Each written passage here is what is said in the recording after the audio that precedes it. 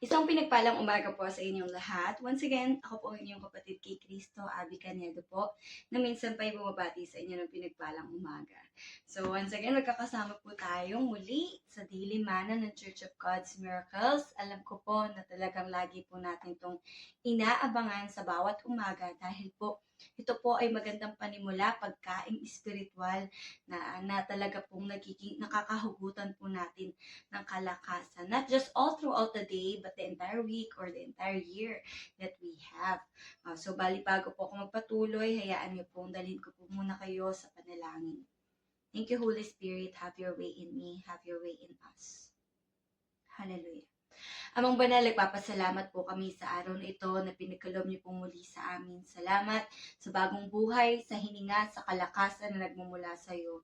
Salamat sa pagtitiwala muli sa katawang ito, sa hininga, sa buhay at dalangin ko, Lord Jesus Christ, magamit po ito sa ikasasaya, ikalulugod ng iyong puso. Ama, batid na batid niyo po ang aming pangangailangan. Kaya Lord, the moment that we seek you early this morning, Lord, alam ko po na talagang makakamtan po ng bawat isa sa amin yung kasapatan, kalakasan, spiritual. At Lord, kapag malakas ang aming spiritual na aspeto, everything else will follow. And Father God, I pray and I declare that the Holy Spirit will speak through us, to us, Panginoon, at dalangin ko, malayang makakilos siya sa aming mga puso at ako po na abang lingkod mo, pangunahan akong palagi ng banal na Espiritu so that whatever words that will come out of my lips, Lord, it will just give glory to your holy name at ito po ay laging galing lamang sa puso mo. At Ama, sanctify niyo po yung sermon na nai-prepare. Dalangin ko, Lord God, na talagang ito ay magbigay linaw sa kaisipan, kaunawaan ng bawat isa sa amin at magamit po namin sa pagpapatuloy ng journey po namin, Christian life in you, Jesus Christ. Salamat po.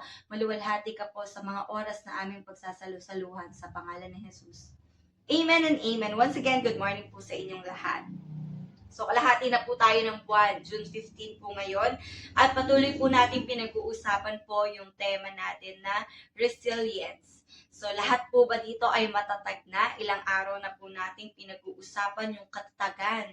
Alam niyo po, napakahirap pong maging matatag kung sa sarili lang po natin. Kasi kung magbabase ka sa nangyayari sa paligid, kung titingin ka dun sa mga bagay na nakikita mo, talaga pong imposibleng sobrang maging matatag ka nowadays. But thanks be to God that we are united, we are rooted in Christ. At napakahalaga po na talaga po tayo ay rooted talaga kay Kristo. At ayan po ang ating pag-uusapan ngayong araw na ito. At ang tema po natin ay kinuha po sa Jeremiah 17 verse 8. Basahin ko po sa inyo. They will be like tree planted by the water that sends out its root by the stream. It does not fear when heat comes. Its leaves are always green.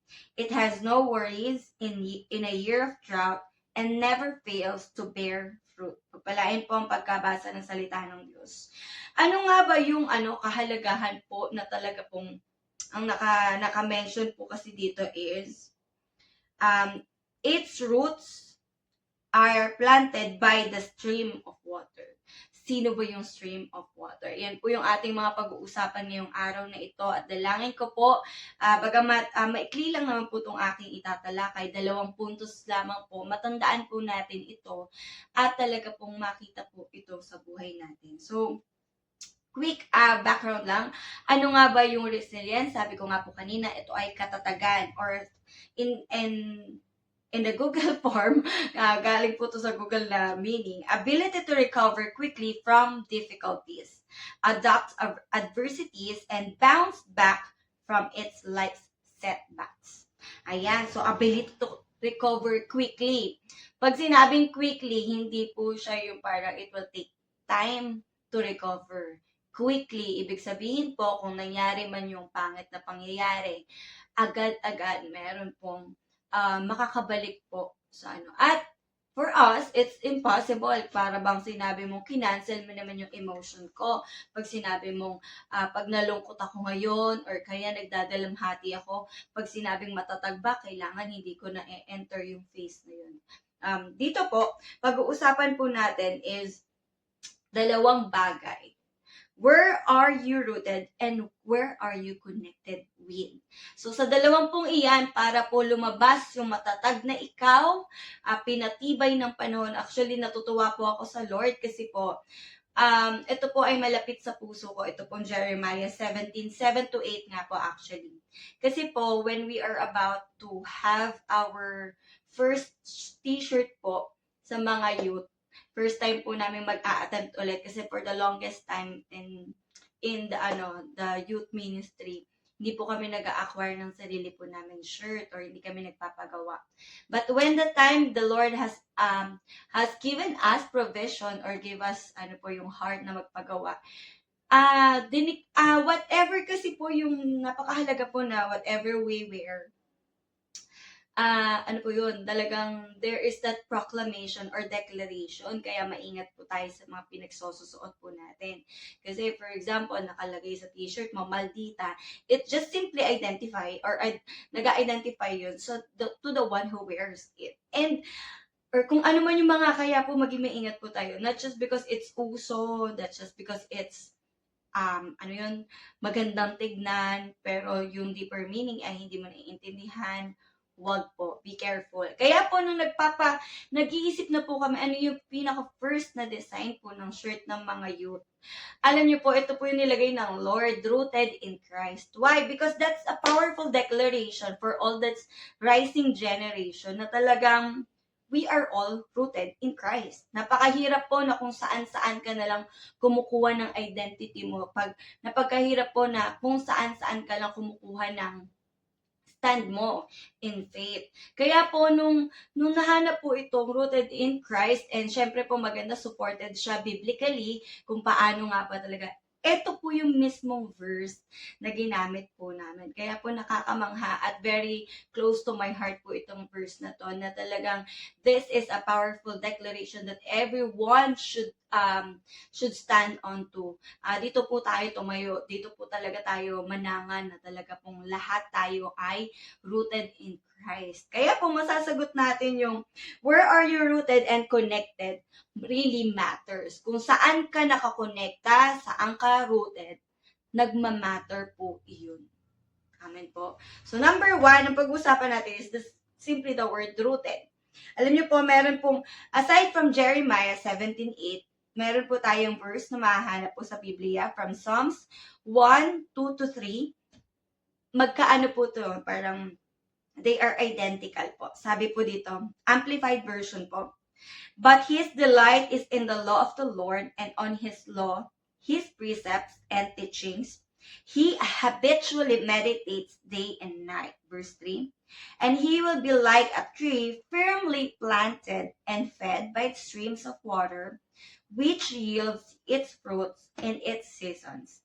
Its leaf does not wither, and in whatever he does, he prospers and comes to maturity. Napakaganda po nitong verse na ito. Napakaganda.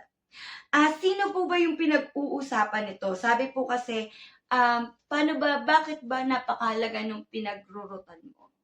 Yung pinag-uugatan mo, kumbaga kung sa salin lahi man po, kanino ka nakakonektang lahi. Napakahalaga po niyan back in the Old Testament. Napakahalaga po kung kanino kang lahi galing. Kasi doon makikita kung galing ka pa sa lineage ng mga hari, ng mga leaders. Diba po? Kung lahi ka ba ni Abraham, ni Isaac, ni Jacob, napakahalaga po. Kasi po doon nagmamatter din kung sino yung strong na tribe. Kaya po, doon sa sinasabing rooted ka, kanino ka ba talaga nag-uugat? Ang sabi na mention po dito yung stream. Sino po ba iyon? Sabi po, so John 4:14, but whoever drinks the water I give them will never thirst. Indeed, the water I give them will become in them a spring of water, welling up to eternal life. Ang nagsasalita po dito ay walang iba, kundi si Jesucristo. Another po, sabi po sa John 7:37-38, Jesus stood and said in a loud voice, let anyone who is thirsty come to me and drink. Whoever believes in me, as the scripture has said, Rivers of living water will flow from within them. Hallelujah. Rivers of living water will flow from within them. So, sino ba yung minimension dito sa Jeremiah 17 at sa Psalms 1 na river, the stream? Kanino nakababad yung ugat? Alam niyo po, napakahalaga po nung pinagbababaran. Kasi iyan yung source. Diyan ka kumukuha kung ano man yung ipapagana mo or ibibigay mong nutrients sa puno, anong nutrients yung makukuha mo. At alam niyo po, ang sabi dito, bababad ka. Kanino? Sino yung stream of water or of life? Si Jesus Christ. At sabi po kasi dito sa He habitually meditates day and night. So kapatid, napakahalaga kung saan ka nakababad. Ang root mo ay saan nakababad? Are we really rooted in Christ? Are we really soaked in His words? Kasi po, yung salita ng Panginoon, yun din po yung mag-feed sa atin.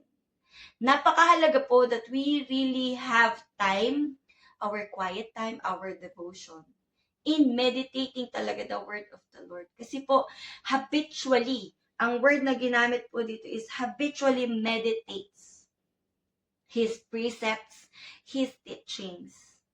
Kanino mo kukunin yung katuruan? Hindi mo kukunin yun kung saan-saan lang, kundi sa salita ng Diyos. Ano ba yung precepts? Those are the rules, those are the laws.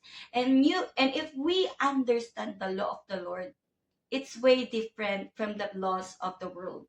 Kasi po, upside down principle po talaga ang meron ang Panginoon. Kaya dapat po, nauunawaan natin ito. Kasi po, sa unang basa, kapag wala po tayong pangunguna ng banal na spirito, hindi po natin maiintindihan ang salita ng Diyos. Why? Sasabihin mo, yung lalo na po nung nakalista sa yung mga nakasulat po sa Beatitude, hindi mo matatanggap po ito At ikaw din, kunwari, mahalin mo yung kaaway mo, hindi mo rin yun matatanggap kapag sa prinsipyo ng tao. But through the help of the Holy Spirit residing in us, we can be able to understand and digest the word of the Lord. Amen? Yung sabihin nga lang, huwag mag-alala sa kinabukasan.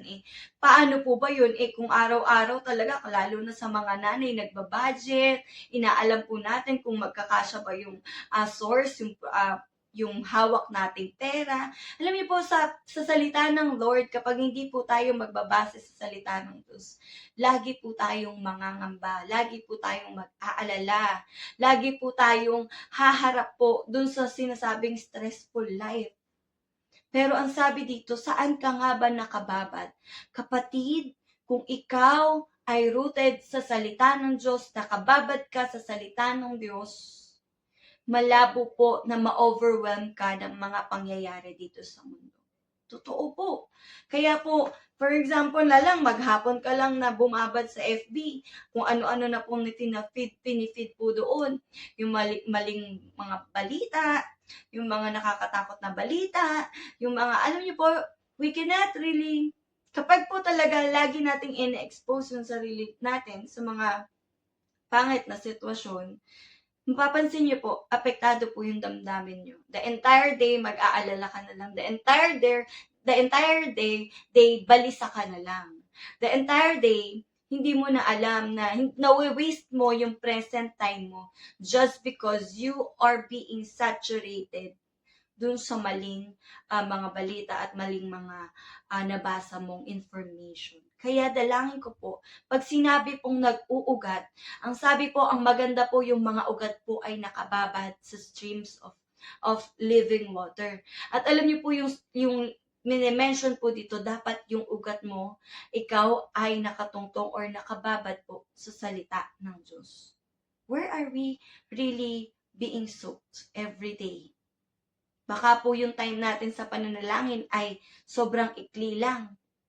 Pero mas madami pa po tayong time or kaabalahan sa mundong ito. Alam niyo po yung lakas, yung katatagan, hindi po yan makikita dito sa mga sources or sa mga resources sa mundo. Lagi po kasing may hangganan yan eh. Like for example, tumataas lahat ng bilihin, tapos nakikita mo yung payslip, ang daming deduction, tapos naririnig mo, puro corruption. Tingnan niyo po, mapapatatag ba niyan? Mai-establish ba niyan yung damdamin mo? Hindi po, di ba po? Pero, if we delight in the word of the Lord, sabi dito, His delight is in the law of the Lord, and His laws, His precepts, His teachings, He habitually meditates day and night. He will be like a tree firmly. Sabi po doon, firmly, hindi lang basta planted, but firmly planted and fed by the streams of water. Wala pong ibang magbibigay buhay sa atin, kasapatan sa atin, kundi ang ating Panginoon. At alam niyo po ba, pag spiritually fed, nalala niyo po si Jesus when He fasted for 40 days and 40 nights. Malakas ang spiritual kahit mahina ang flesh. Sa mundong ito, kapag po tayo ay pinalakas spiritually, kakayanin po natin every battle, lahat, anumang circumstance. Pero po, kapag mahina ang espiritual na aspeto, mga kapatid, sabihin ko sa inyo, kahit yung napakasimpleng bagay, ikaiinit yan ng ulo mo. Kahit yung walang kakwenta-kwentang bagay, ipag-aalala mo yan. Kasi, hindi mo pinalakas ang sarili mo spiritually. Kaya po, ang dalangin ko, maging rooted po tayo, lagi po tayong yung roots po natin ay talagang nakababad sa presensya ng Lord, sa salita ng Diyos, so that iyon po yung mananalaytay sa atin. Iyon po yung nutrients na dadaloy sa kabuuan ng puno. Amen po? Amen. Hallelujah. At alam niyo po ba, ang growth ng plant is two-way. Ang growth ng plant, hindi siya agad-agad malaking puno or malaking plant or ano po ba yun, halaman. Ang unang growth ay nangyayari pababa. Pababa po. Kaya po, dapat po, lahat po tayo talaga, yung alam niyo po, yung una nating pinipiling magpakalalim sa salita ng Diyos.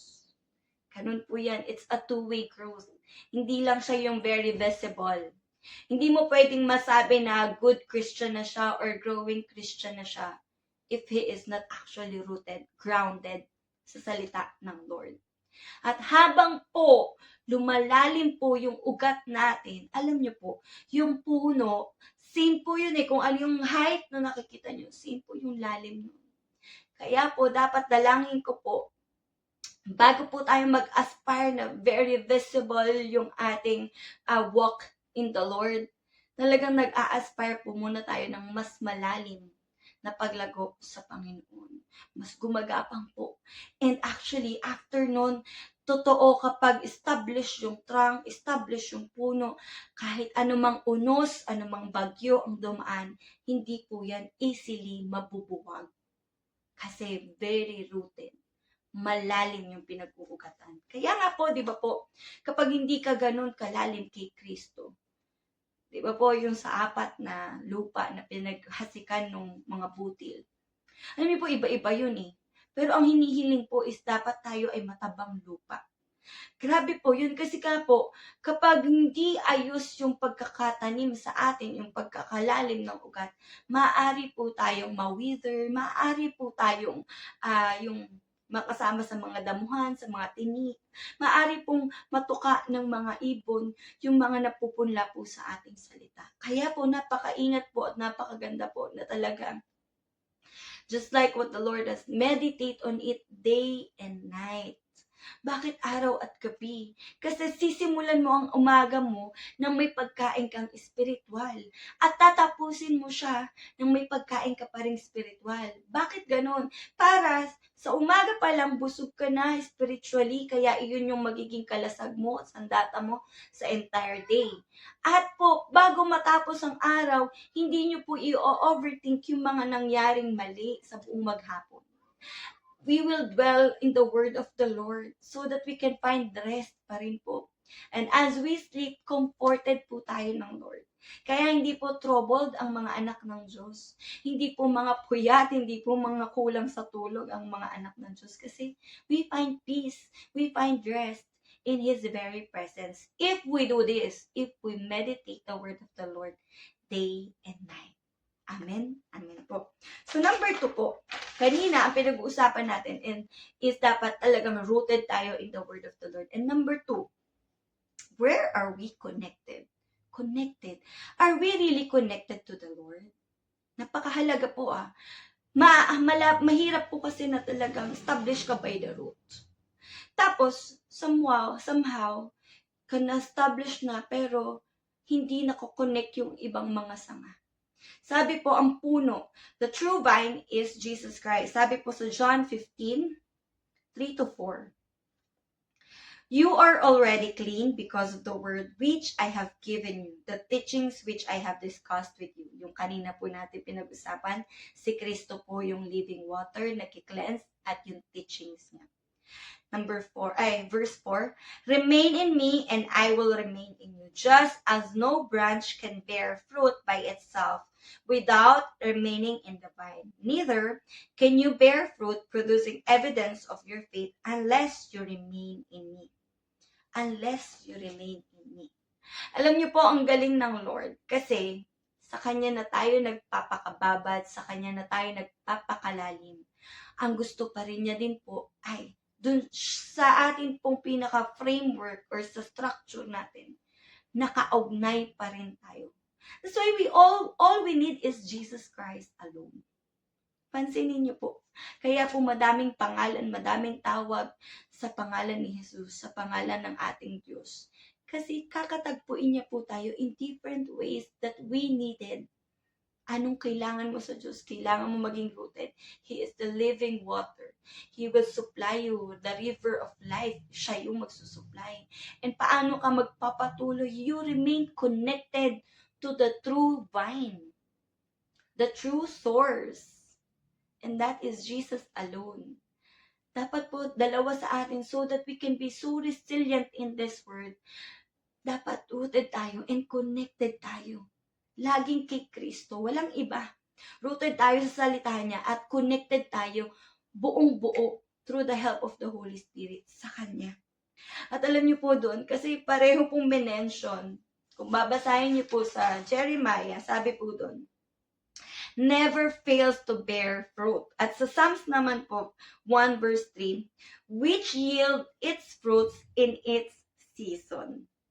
Sabi po doon, grabe no, and its leaf does not wither, and whatever he does, he prosper. At dito naman po dito, neither you can bear fruit producing evidence of your faith unless you remain in me. Kapag gusto mo na nagbe-bear ng fruit, you remain connected to the source. Your branch should be connected to the true vine. At alam niyo po, very easy na lang yung bearing ng fruit. Alam niyo po, yung pagbunga yung pag-aspire po natin, kasi lagi pong sinasabi na napakahalaga sa mga anak ng Lord, ng mga lingkod ng Lord na may bunga talaga. Hindi po yan, ang bunga po ay hindi wino-workout. Hindi po yan pinipiga para lumabas yung maliit na Hindi po yan hindi po yan tinatrabaho. Kusa pong lumalabas yan. At kusang lalabas yung bunga kapag ikaw ay connected. Amen? Connected. Napakahalaga po ng connection natin sa Lord. At alam niyo po, ito yung pinakamaganda na ikaw mismo, connected ka sa Lord, kaya yung pamilya mo ay naibibridge in mo din sa Lord. Alam mo po, di ba, isa lang ang manalangin sa pamilya, tinutugon yung kahilingan ng kabuuan ng pamilya. Isa lang ang maligtas, kabuuan ng pamilya ay maliligtas. Yes, napakahalaga na may isang tumatayo. How much more kung buong pamilya nyo ay connected na sa Panginoon? Kamusta yung bunga? Kamusta yun? Lalo po yung flourishing nun. Kasi sabi po doon, talagang magbe-bear. Hindi mapipigilan kapag tayo po ay nakakonekta. Sabi po dito sa verse 8 naman po, John 15 pa rin po.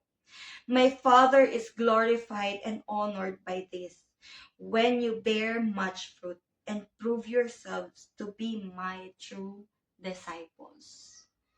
Alam niyo po, habang po tayo ay namumunga, nalulugod ang Panginoon. At mangyayari lamang po yan, pasok pa din po yung resilience. Because when you are rooted, when you are connected, established ka in any season. Pansinin niyo po yung mga puno. May 4 na season po sa ibang bansa. Winter, summer, fall, and ano yun? Winter, summer, fall, kalimutan ko na ito, autumn. Alam niyo po, hindi naman agad ginugupo yung puno or pinuputol yung puno. Once na maubos siya, pansinin niyo po kasi pag fall, nauubos po talaga lahat ng dahon. Pero in time, pagtapos nun, summer, fall, magbo-blossom po ulit. Lalabas po ulit. Mamumunga po ulit. And iyan po yung sinasabi na talagang kapag ikaw ay rooted, maayos yung pagkakaugat mo. At nananatili ka lang connected. Any season that may happen around you. Pagsubok man yan, kainitan man yan, kalamigan man yan. Minsan po dumadaan sa buhay Kristiyano, di ba po? Nag-aalab, nung lalamig, nag-iinit. Pero alam niyo po, kahit anuman yung pagdaanan natin, dalangin ko, maging matatag po tayo. Tayo po yung talagang, ay napatatag na yan ng panahon. Kaya po ako, humahanga po ako dun sa mga dating-dati na nanlilingkod sa Lord. And hanggang ngayon po, kahit na sabihin mong hindi naman na siya naging pastor, pero nakapagpatuloy sa paglilingkod sa Lord. Alam niyo po, ang gusto ng Lord, nagpapatuloy. Kaya kapatid, gustong-gusto ng Lord na talagang na hindi ka nagupo ng pagsubok, hindi ka bumitaw sa pagkakilala mo, sa pananampalataya mo sa Lord. Gustong-gusto yan ng Lord. Gustong-gusto ng Lord yan. Kaya nga sabi po doon, sa bunga, sabi doon, my Father is glorified and honored. Minsan po talagang ang bunga po ay nalalaglag. Pero hanggat nananatili po tayong connected sa Lord, alam niyo po, mamumunga pa rin naman po. Mamumunga pa rin. Kaya po, ang inaasahan ng Lord sa atin, we always check, are we still rooted sa salita ng Diyos? And are we still connected dun sa totoong buhay? Sa Diyos na nagbibigay buhay. Amen. Hallelujah. Kailangan po talaga tayong lahat para mapanatili po na matatag.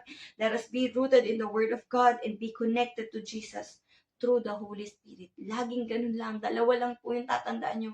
R at C. Ano yung R? Rooted ako kay Lord. Ano yung C? Connected ako sa Lord.